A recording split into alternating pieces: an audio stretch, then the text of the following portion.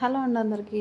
ఈ voice over ఇచ్చేటప్పటికి నా time అంతా అయిపోతుందండి. అసలు మామూలుగా వీడియో తీసిన వాయిస్ ఇద్దామంటే వాయిస్లోనేమో అందరు మాటలు అందరూ వినిపిస్తున్నాయని చెప్పేసి వాయిస్ తీసేసిద్దామంటేనేమో వాయిస్ ఓవర్ ఇచ్చేటప్పుడు లేట్ అయిపోతుంది. వీడియో ఎడిటింగ్ చేసుకోవడం వాయిస్ ఓవర్ అవటం అన్నీ అలా డైరెక్ట్గా వాయిస్ ఓవర్ ఇద్దామంటేమో వాయిస్ ఇద్దామంటేనేమో వెనకాల బ్యాక్గ్రౌండ్ నాయిస్ వచ్చేస్తుంది ఎక్కువ. ఇట్లా కాకుండా మంచి సొల్యూషన్ ఏమైనా ఉంటే చెప్పండి మీకు. అయితే ఇవాళ వీడియో ఏంటంటే, నేను వీడియో పోస్ట్ చేసే లంచ్ టైం అయిపోద్ది. మీరు ఏం కర్రీస్ ప్రిపేర్ చేస్తున్నారు కామెంట్ చేసేయండి. నేనైతే కనుక గోంగూర పప్పు చేశాను అనమాట. అది నా స్టైల్ అట్లా ప్రిపేర్ చేశాను, ఎమ్మె అండ్ టేస్టీగా. నేను మీతో షేర్ చేసుకుంటాను, చూసేయండి. అలా అయితే ఫస్ట్ అయితే వాళ్ళ కుకింగ్ స్టైల్, నా మేకింగ్ స్టైల్ మార్చేసాను అనమాట. నేను ఫస్టే కుక్కర్లో పప్పు నానబెట్టుకున్నాను, ఎందుకంటే ఫ్రై చేస్తాను ఆల్రెడీ మీకు తెలుసు కదా. ఎప్పుడు కూడా ఫ్రై చేసుకుంటేనే పప్పు కమ్మగా మంచి స్మెల్ వస్తూ ఉంటుంది అనమాట. ఆయిల్ వేసి ఫ్రై చేసి ముందు ఒక లోట వాటర్ వేసి నానబెట్టేసాను అనమాట. ఇది ఎందుకు నానబెట్టాను ఏంటనేది నేను లాస్ట్లో చెప్తాను. తర్వాత ప్రాసెస్ ఏంటనేది చూసేయండి. చాలా ఈజీగా అయిపోతాయి. ఎటు జెడ్ టాక్స్ చూసే వాళ్ళందరికీ తెలుసు, ఎటు జెడ్ టాక్స్ లావణ్య గారు ఏం వెరైటీ చేసినా సరే ఈజీగా త్వరగా చేసేస్తారని చెప్పేసి, అండ్ టేస్టీగా కూడా ఉంటుందని. అండ్ నెక్స్ట్ వచ్చేసి మనం ఏం చేయాలి, ఫస్ట్ పచ్చిమిర్చి ఎక్కువ వేసుకోండి. గోంగూర పప్పు చేసుకున్నప్పుడు, గోంగూర కర్రీ చేసుకున్నా, ఏం చేసుకున్నా గోంగూరతో చేసినప్పుడు పచ్చిమిర్చి ఎక్కువ యాడ్ చేసుకోండి. నేనైతే 8 పచ్చిమిర్చి యాడ్ చేశాను అనమాట. ఎందుకంటే కారం కొంచెం తక్కువ వేసుకోవచ్చు, ఇది పప్పు కాబట్టి. అదే కూర అయితే కొంచెం ఎక్కువ వేసుకోండి, నో ప్రాబ్లం. అలాగే ఫస్ట్ పసుపు యాడ్ చేసాను. నెక్స్ట్ వచ్చేసి కారం చాలా అంటే చాలా తక్కువ వేసుకోండి. ఇది పప్పు కాబట్టి పచ్చిమిర్చి ఎక్కువ వేసాం కాబట్టి కారం తగ్గించుకోండి, ఓకేనా. మామూలు కర్రీస్లో అయితే ఎక్కువ వేసుకోవచ్చు, ఒక హాఫ్ స్పూన్ వేసుకోండి అంతే. అండ్ నెక్స్ట్ వచ్చేసి ఇవన్నీ ఒకసారి కొంచెం అందులో వాటర్ తగ్గింది అనుకుంటే ఇంకో గ్లాస్ వాటర్ యాడ్ చేసుకొని మూత పెట్టేసుకొని 3 విజిల్స్ వచ్చే వరకు వెయిట్ చేయండి. అన్ని ప్రాసెస్ అంతా మీకు తెలుసు కదా. కలిపెట్టే ప్రాసెస్ మాత్రం నేను చెప్తున్నాను, మిగతా ప్రాసెస్ అంతా మీకు తెలిస్తే కనుక ఓకే. అంటే అందరూ ఒకే విధంగా చేసుకోరు కదా. గోంగూర పప్పు అంటే నేను ఒకలా చేస్తాను, మీరు ఒకలా చేస్తారు, వీడియో చూసేవాళ్ళు వేరేలా చేసుకుంటారు. కాకపోతే నా మేకింగ్ స్టైల్ అయితే ఇదనమాట. మనం మసిగుడ్డలు అవి వాడడం అనమాట. మన డ్రెస్సే మనం మసిగుడ్డ నైట్ వేసుకుంటే నైట్, లేకపోతే ఇలా డ్రెస్సులు వేసుకుంటే డ్రెస్సులకి తుడిచేస్తాం అనమాట. ఎంత క్లీన్గా ఉన్నా సరే ఇంకొకసారి తుడుతాం. మాకు ఏంటో అది అలవాటు, మా ఆడవాళ్ళందరికీ. అది తప్పుగా అనుకోవద్దు ఎవరు. తర్వాత నెక్స్ట్ అలా కలిపేసి కుక్కర్ మీద మూత పెట్టేసుకోండి. మూత పెట్టేసుకొని 3 విజిల్స్ వచ్చే వరకు వెయిట్ చేయండి. అదిగో చెప్పాను, నా క్లాత్ ఉన్నా సరే నా డ్రెస్ వెళ్ళిపోతూ ఉండదు అనమాట. అలా కుక్కర్ మీద విజిల్స్ పెట్టేసి 3 విజిల్స్ వచ్చేసిన తర్వాత తీసేసుకోండి. తీసుకొని పప్పు ఎలా ఉంది ఏంటో ఫుల్గా ఉడికిందో లేదో చూసుకోండి. నాదైతే గోంగూర లేతగా తొందరగానే అయిపోద్ది అనుకున్నాను.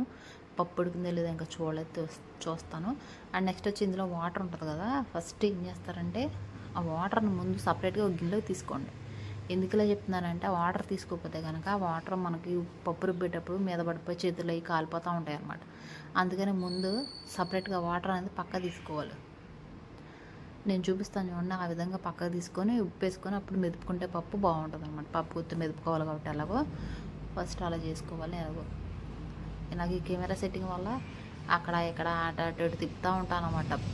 ఆ గిన్నెలని పప్పుని అదంతా తిప్పుతున్నాను. ఇది కట్ చేసాను అనుకున్నాను, వచ్చేసినట్టుంది. సర్లే ఏం చేద్దాం, మళ్ళీ వెనక్కి వెళ్ళి దీన్ని కట్ చేసి ముందు రావటం ఎందుకులే, చూసేయండి, ఏం కాదు కానీ.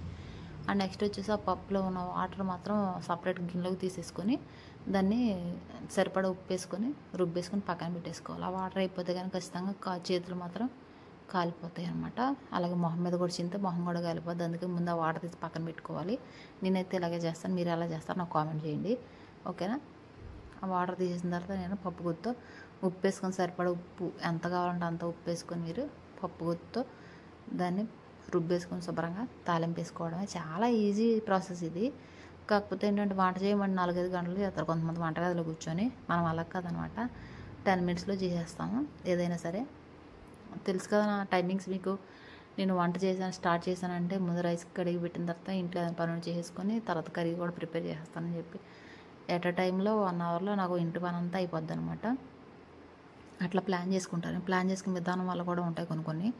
మీరు కూడా అట్లా, ఎలాగో పిల్లలు స్కూల్కి వెళ్ళిపోయిన తర్వాత ఖాళీయే కాబట్టి మీరు ప్లాన్ చేసుకునే విధానం చూసుకొని బాగా చేసుకోండి. తర్వాత పప్పు రుబ్బేసిన తర్వాత అందులో మిగిలిన వాటర్ ఉందిగా పోసేయండి. తర్వాత తాలింపు వేసేసుకుంటున్నాను.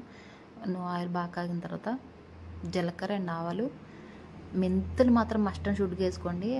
ఆకుకూర పప్పు ఏది చేసుకున్నా సరే మెంతులు వేసుకుంటే చాలా అంటే చాలా ఫ్లేవర్ బాగుంటుంది అండ్ టేస్ట్ కూడా చాలా బాగుంటుంది. మెంతులు మాత్రం మర్చిపోకుండా వేసుకోండి. అండ్ నెక్స్ట్ వచ్చేసి వెల్లుల్లిపాయలు, కరివేపాకు అండ్ ఎండుమిర్చి. ఇలాంటి ఆకుకూర పప్పులో ఎండుమిర్చి ఖచ్చితంగా వేయండి, ఎందుకంటే ఆ ఎండుమిర్చి మంచి టేస్ట్ వస్తుంది అనమాట. ఆయిల్లో బాగా ఫ్రై అయిన తర్వాత పప్పు వేసుకొని లాస్ట్లో అన్నం తినేటప్పుడు ఆ ఎండుమిర్చిలో ఉన్న ఆయిల్ని ఇట్లా ప్రెస్ చేస్తే మంచి అరోమా వస్తుంది అనమాట. ఆ అరోమాతో అన్నం తినేచ్చు. ఎప్పుడైనా ట్రై చేసేలా చెప్పండి నాకు కూడా, నేనైతే అట్లా చేస్తాను. అన్నం తినేటప్పుడు తాలింపు అయితే అయిపోయింది, మనమైతే పప్పు అందులో వేసేద్దాం. ఓకేనా. టేస్టీగా వంట చేసేవాళ్ళు ఉంటే కనుక నా వీడియో చూడకుండా స్కిప్ చేసేయండి. పర్లేదు, ఏం చెప్తుందో ఇందాం అనుకునేవాళ్ళు మాత్రం ఖచ్చితంగా చూడండి. ఓకేనా. Thank you. తర్వాత నెక్స్ట్ పప్పు అయితే తాలింపు వేసేసాను కదా. ఇవాళ స్పెషల్ ఏంటంటే ఈ ఆకుకూర పప్పులోకి వడియాలు వేయించుకుంటున్నాను అనమాట. ఆ వడియాలు వేయించుకొని పక్కన పెట్టేసుకుంటున్నాను. అది ఎందుకు నవ్వానంటే ఒక స్మైల్ ఎందుకు ఇచ్చాను చెప్తాను చూడండి. అది ఏంటనుకున్నారు, అది మామూలుగా మనం వేసుకుంటాం కదా, ఏంటి చపాతీలైనా పూరీలైనా తిప్పుకోవడానికి యూజ్ చేసే అది కట్టర్, దాన్ని అలా యూజ్ చేస్తున్నాను అనమాట నేను. అందుకే అలా నవ్వాను. రోటీలు అయిన కాల్చుకునేటప్పుడు యూజ్ చేస్తాం కదా అదనమాట.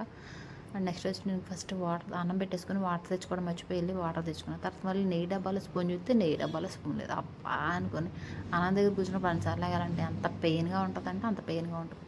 అండ్ నెక్స్ట్ వెళ్ళి మళ్ళీ స్పూన్ కోసం వెళ్ళి స్పూన్ తెచ్చుకున్నాం అనమాట. స్పూన్ వేసుకొని 2 స్పూన్లు నెయ్యి వేసుకొని తిన్నాను అనమాట.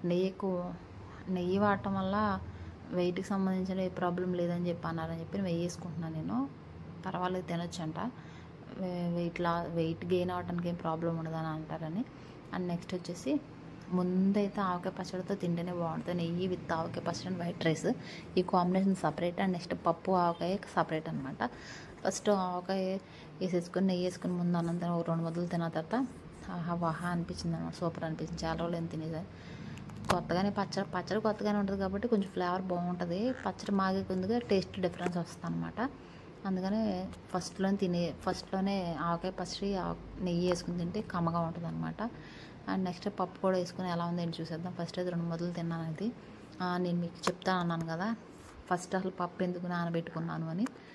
పప్పు అంటండి కుక్కర్లో వండుకుంటున్నాను 2-3 మినిట్స్లో అయిపోతుందని చెప్పేసి అట్లా వండుకోవడం వల్ల మనకి హెల్త్ ఇష్యూస్ చాలా వస్తాయంట. అండ్ నెక్స్ట్ వచ్చేసి పప్పు అది 4-5 అవర్స్ నానాలంట మనం కుక్ చేసుకోవాలనుకుంటే ఖచ్చితంగా. లేకపోతే bloating problems, gas problems, health issues చాలా వస్తాయంట. మనం అల్యూమినియం కుక్కర్లో కదా కుక్ చేసేది, దానివల్ల ఆ కుక్కర్లో పప్పు ఉడికి 2-3 మినిట్స్లో ఉడికేటప్పటికి ఆ గ్యాస్ అంతా కూడా మనకు బాడీకి పట్టేస్తూ ఉంటుందంట. దాని గురించి 4-5 అవర్స్ నానబెడితే తొందరగా ఒక విజిల్లోనే ఉడికిపోవచ్చేమో మేబీ. ఇదివరకు మనం కుక్కర్ లేని టైంలో మన అమ్మాళ్ళు ఉండే టైంలో ఏం చేసేవాళ్ళు, చక్క పొయ్యి మీద పెట్టి ఒక 1/2 అవర్ 1 అవర్ వండేవాళ్ళు పప్పు అనేది. అబ్బాయి అప్పుడు అట్లా కాదుగా 5 మినిట్స్ 10 మినిట్స్ పప్పు ఉడకాలంటే. అందుకని చెప్పి హెల్త్ ఇష్యూస్ కూడా వస్తున్నాయి అనమాట. నేను మీతో షేర్ చేసుకోవాలనుకున్నాను. మీరు కుక్కర్లో పప్పు వండుకునేటప్పుడు ఎప్పుడు కూడా పెసరపప్పు అయినా సరే 4 అవర్స్ నానాలండి. పెసరపప్పు ఎంతవరకు నానిపోద్ది, పెసరపప్పే 4 అవర్స్ నానాలంటే కందిపప్పు ఎన్ని అవర్స్ నానితే మనకి హెల్త్ బాగుంటుందో ఒకసారి ఆలోచించుకోండి. నేనైతే ఇలాంటి డెసిషన్ తీసుకున్నాను. ఇక నుంచి పప్పు ఎప్పుడు కుక్ చేసినా సరే 1 అవర్ పైన 1 or 2 అవర్స్ పైనే నానబెట్టిన తర్వాత కుక్ చేసుకుందాం అని చెప్పేసి. ఎందుకంటే మనం పొద్దున్న లేచినప్పుడు లేకపోతే పిల్లలు క్యారేజ్ పెట్టినప్పుడు ఎప్పుడో పప్పు నానబెట్టేసుకుంటే అది అయిపోద్ది. అలా కుక్ చేసుకోండి. చాలా ఈజీ అండ్ టేస్టీగా, హెల్తీ అండ్ ఐరన్ కంటెంట్ ఎక్కువ ఉండడం వల్ల ప్రోటీన్ మన బాడీకి ప్రోటీన్ ఉంది, ఐరన్ కూడా ఉంది అనమాట. గోంగూర పప్పు వల్ల హెల్దీ లంచ్ బాక్స్ రెసిపీ అనమాట. పిల్లలు హెల్తీగా లంచ్ బాక్స్ ప్రిపేర్ చేసి వాళ్ళకి పెట్టండి. అంటే స్కూల్లో చదివి ఇప్పుడు పిల్లలందరూ హెల్త్ ఇష్యూస్ వస్తూ ఉంటాయి. వచ్చేది వానాకాలం కాబట్టి పిల్లలకి ఇప్పటి నుంచి ఆకుకూరలు పెట్టండి, బాగుంటుంది హెల్త్ అనేది. Thanks for watching my video అండి. మరైతే ఇంతటితో మనం వీడియో ముగించేద్దాం. నెక్స్ట్ మరో వీడియోతో నేను ముందుకు వస్తాను. మీ Lavanya. Thanks for watching my video అండి. Thank you so